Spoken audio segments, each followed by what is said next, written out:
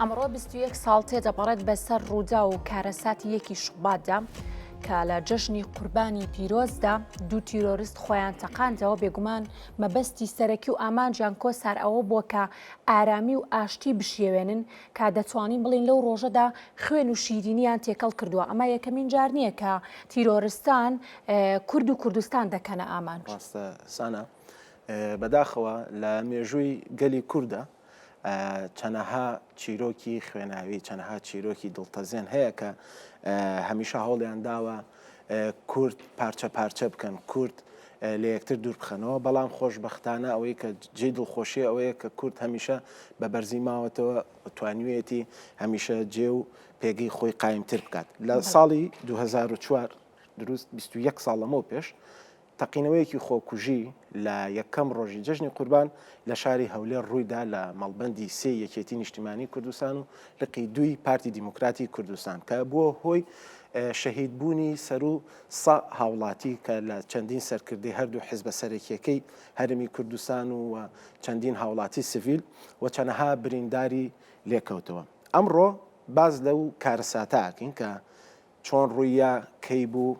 یەکێک لەو کەسانەی کە لە کارەساتەکەیە بوو یاخود لەو ڕۆژەیە لەو شوێنەیە ئامادە بووە بەڕێز کاک سعدی مامەیە کە ئەمڕۆ لە هەولێرەوە لەگەڵمانە ئەبێت بۆ باسکردن لە ئەو ڕۆژە باسکردن لەو ڕۆژە شومە بڵین و ئەو کارەساتە چۆن بوو ڕوویە کاتەکەی کەی بووە هەموو ئەمانە بە وردی باسەکەین لەگەڵ کاک سعدی مامە ڕزگار بووی یەکی شوبات. کاک سعدی سڵاو لێبێ و سپاس بۆ ئامادەبوونت ئەمڕۆ لەگەڵ ئێمە و لە بەرنامەی کورسات نیوسە. سڵاو لە کورساتی ئازیز زۆر سپاس بۆ تۆ ببورن کە ئەوڕۆ یادی یەکی لە تەعزیەبارترین پرسە بارانکردنی ئەو ڕۆژە ڕۆژی 1/2/2004 ڕۆژی جەژنە قوربان. لەو ڕۆژە لە هەرێمی کوردستان دوو پارتی سەرەکی یان دوو لایەنی سەرەکی یەکێتی نیشتیمانی کوردستان و پارتی دیموکراتی کوردستان بە سەرپەرشتی خوا لێ خۆش بێ کارێزمای کورد دکتۆری چارەسەری کێشەکانی شەرقل ئەوسەد جەنابی مامجەلال تەوقەی ئاشتی لە نێوان ئەو دوو لایەنەکرا بەهۆی نەگریسی شەڕی ناوخۆ. بەداخەوە لە 1/2/2004 جەژنە پیرۆزە لە هەردوو بارەگاکە پێشوازیکردن بوو لە خەڵک و لە میوانان و لە دۆست و ئەندام و لایەنگران. تیرۆرستانش ئەو ڕۆژیان بە هەڵزانی و تاریکپەرستان دڵڕەشەکان نانویست هەرێمی کوردستان یەکجاری بگەوتە کەناری ئارامی و یاخود ئەو دوولایانە یەک نەگرنەوە بۆی کە یەکگرتووی کوردستان و یاخود پێشوەچوونی کوردستان بەخۆ بین و یاخود ئەو ئامانجانەی کە بۆ کورد ماوە بۆ هەرێمی کوردستان ماوە بێتە دی. بەداخەوە لەو ڕۆژە منیش وەکو کادیری ڕاگەیاندنی مەڵبەندی سێ هەولێر و دانەبڕا و وەکو کامێرامان وەکو ڕاگەیاندنکار مەراسیمەکە بە کامێراکەم دەمگواستەوە. بەڵام بەداخەوە ئێمە لە کاتی 8 دقە لەو کاتە تقریبا دەستمان پێکرد. منیش زۆر هیلاک و ماندوو بووم کامێرایەکم پێ بوو کامێرای M500 کە دەمگواستەوە. بەداخەوە کات 2:50 دقە بوو ئەو تیرۆرستە خۆی خزاندە ناو ڕیزەکانمان ناو هۆڵی مەڵبەند زۆر قەڵەباڵغ بوو. ئەو کاتش مام حەسەن شۆفەر برای هەڤاڵ سعدی ئەحمەد پیرەی وتەبێژ یەکێتی نیشتیمانی کوردستان بە خۆی بوو کوڕەکەی بوو کوڕی بوو ئامۆزایەکی بوو کوڕە ئامۆزایەکی بوو کە هاتنە ناو ڕیزەکە ئەوانش لە دەرەوە سڕێیان کرد بوو. ئەو تیرۆرستەش بە هەڵی زانی خۆی خستە پێش مام حەسەن شۆفەری برای کاک سعدی ئەحمەد پیرە چەند تەوقەیەکی کرد لەو کاتە. شەید مام مسلع بوو شەید حاجی لوقمان شەید خەبات شەید وریا دواتر بەداخەوە لە دەستی شەید ئاشۆ موعەلیم خۆی تەقاندەوە. بەڵام بۆ من چ دیمەنێک بوو دیمەنێک لە دیمەنەکان ئەوە بوو جەژنت پیرۆز بی و بەڵێ کاک سعدی لەو ساتەدا بەڕێزت ڕێک بزەبت لەکوێدا بووی چۆن بوو لەو ساتەتا ئەو ڕووداوە ڕوویدا؟ بەخوای ئێمە لە جەژنی ڕەمەزانیش هەردوو مانگ و دەڕۆژ پێشی جەژنی قوربان جەژنی ڕەمەزانە ئێمە هەمان مەراسیممان کرد. بەڵام ئەو مەراسیمە ئەو جارێکە 1/2/2004 لە بەوەی هەردوو بارەگایەکە گواسترابەوە مەڵبەند و لقی دوی پارتی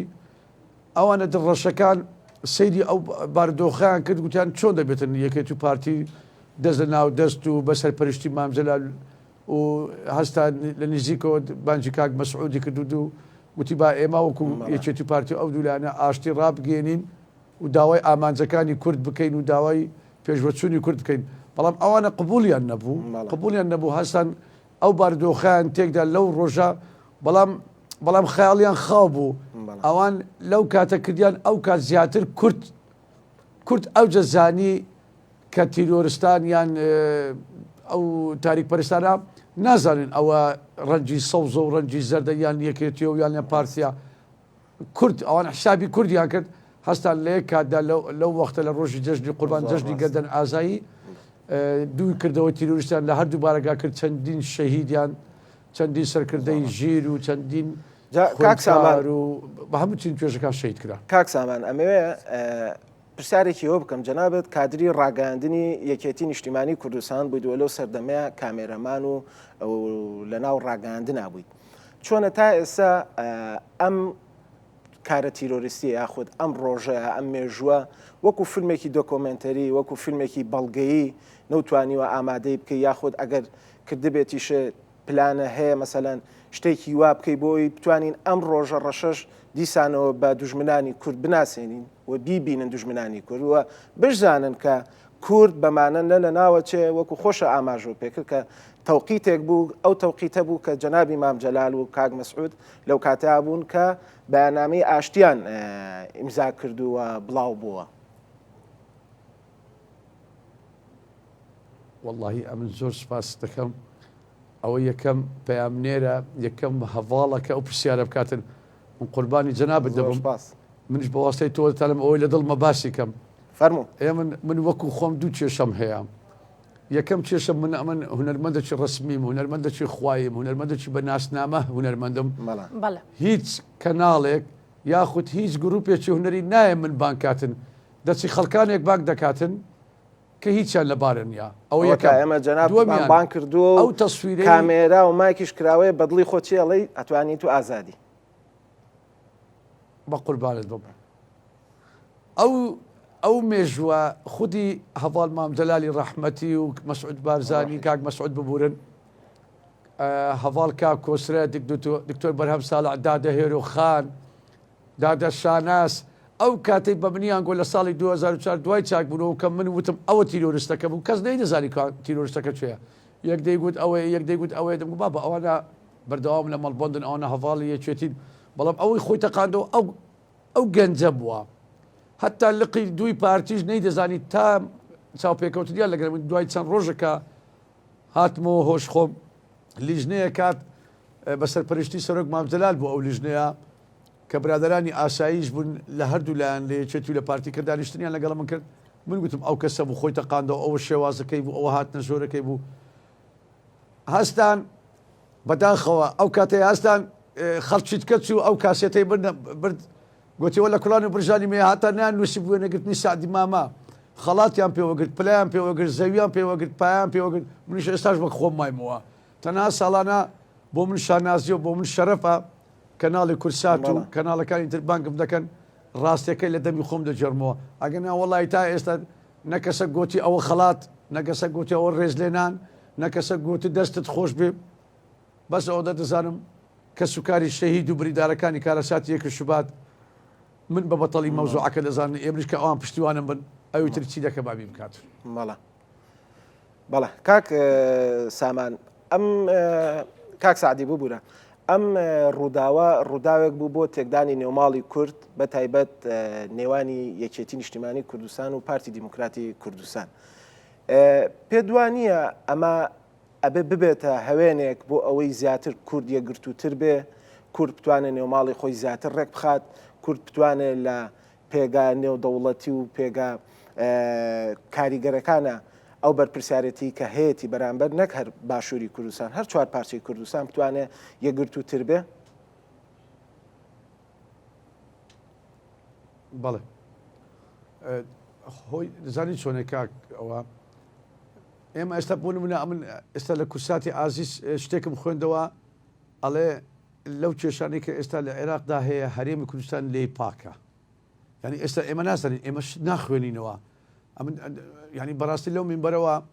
من لە کەناڵی کورساتی ئازیزەوە داوا دەکەم لە یەکێتی نیشتیمانی کوردستان لە پارتی دیموکراتی کوردستان وزایدن لایەنەکانی خوارەوە بە تایبەتی ئەو دوو لایەنە یعنی چییە ئەگەر بێت و تۆزێک مێژووی مامجلال بخوێنەوە ها یعنی تۆزێک سەردانەکانی مامجلال بخوێنەوە ئەو پیاوە ئەندازیاری ئاشتی بوو باشترین یاریزانی سیاسی بوو شەرق ئەوسەد ئەو اعترافی پێکرد بەڵام وڵاتە ئەوروپیەکان و غەربیەکانیش ئەو اعترافیان پێکرد باشە با کاکە با سەیرێکی یاداشتەکانی مامجلال بکەن با یەکێتی ئێستا و پارتی ئێستا قۆڵی لێ هەڵماڵن یەکگرتوون ڕابگەێنن لایەنەکانیش بارزکەن بانکەن دەست بەسەر لایەنەکان و هەمویان بە یەک دەستی خۆیان بەرزکەن و حکومەتێکی سەرکەوتوو حکومەتێکی یەکگرتوو حکومەتێکی شەراکەت حکومەتێکی یعنی لەو حکومەتەکە وا بکەن لێرەوە ئەو ئامانجی هەرێمی کوردستان چیە یعنی داواکاری مافی کورد چیە بە هەموو مافەکان دێتە دی واللهی هەتا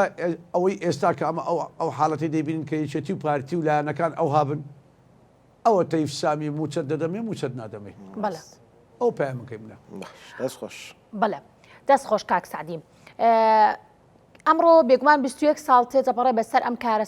کارەسەتە ناخۆشی کە بەسەر گەلی کووردا هاتووە بەڕێستان پەیامتان چییە با بڵین چۆن حەقی ئەو قوربانیانە بکرێتەوە کە لەو ڕووداوەدا بوونەتە قوربانی واللهی ئەمن وەکو بریندارێک وەکو دیمەنەکە هەمووی وەک خۆی گواستیتمەوە هەر لە سەعات هەشتی باری تا 50 دقیقەی تەقینەوە بە تەسویرم کردیا پەیامی ئەمن دەتوانم بە ئیجازەی کە سوکاری شەهیدان و بە ئیجازەی بریندارەکان کارەساتی یەکی شوبات پەیامن ئەوەیە داوا دوو لەو دوولایەنە دەکەم یەکگرتوو ڕابگەێنن حکومەتێکی سەرکەوتو پێک بهێنن هەرچی داوای مافی کورد هەیە پێچی بێنن پەیامی کارەسات یەکی شوباتی کە سوکاری شەهید چیە هیچ داواکاریەکمان هەیە داواکاریمان هەیە هەرێمی کوردستان سەربەخۆ بێتن داواکاریمان هەیە مافی کورد داواکاریمان هەیە ئەو گرتبوونەوەی ئێستا ئەو بایکۆتە لە سلێمانی کە دەمێنێ بۆ چێ بۆ مافی خەڵکە بۆ موچەی خەڵکە بۆ قوتی خەڵکە فەرمانبەر موچەی مانجی 12 مانجی یەک وەرنەگیراوە ئەو پەیامی ئێمەیە داواکاری و پەیامی کە سوکاری شەهید و بریندار لەو ڕۆژە داوا لە حکومەتی هەرێمی کوردستان و هەموو لایەنەکان دەکەین یەک دەست و یەک ڕنگ بن چیتر خەڵک بایکۆت نکاتن بۆ چ لە جستانە بەو بێنەوتێ بەو سەرمایە معقول نییە مانجی 12 مانجی یەک موچە نەدرابی بەغداد جواب ئامادەکاری بۆ پێدانی مانجی دوو بکاتن زۆر سپاس بۆ کەناڵی کوردستان زۆر باش پەلەمەکە کاک سعدی جارێ ماومانە لەگەڵمانە بمێنەرەوە ئەمەوێ پرسیاری ئەوە بکەم ئەو کەسانی کە هەستان بە ئەنجامدانی ئەم کردەوە تیرۆریستیان و وەکو جەنابە خۆت ئاماژەت پێکرد لە سەرەتای بەرنمەکەیە کە تۆ کەسەکانیش دەستنیشان کردووە و بە لایەنەکانیش دوتووە ئەم چێ بوون ئەو لایەنانەی کە ئەم کردەوەیان ئەنجامما ینی چ لایەنێک بەرپرسیارەتی خۆی لەم کردەوە تیرۆریستیە ڕاگەیان کە بڵێ ئێمە بووین ئەم کردەوەیەمان کردو ینی هیچ بە دووادا چوونێک بۆ ئەمە کرا بڵێ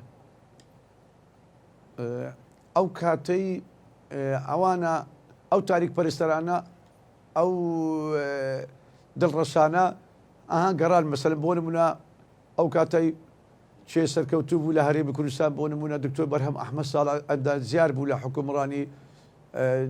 تەندروست بوو هەستان جارێک چوو تەقیان لە ماڵەکەی ئەو کرد و دوو حیمایان شەهید کرد و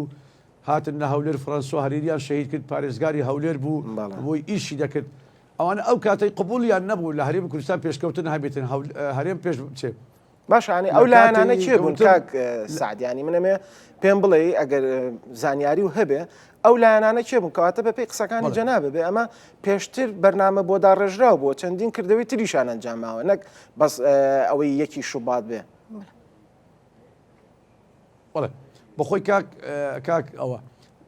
لە ڕۆژێکی شوبات لە بارەگەی مەڵبەند و لە لق هەردوو تەفتیش هەبوو پشکنین هەبوو بەڵام خەڵکەکە هات وتیان ئێمە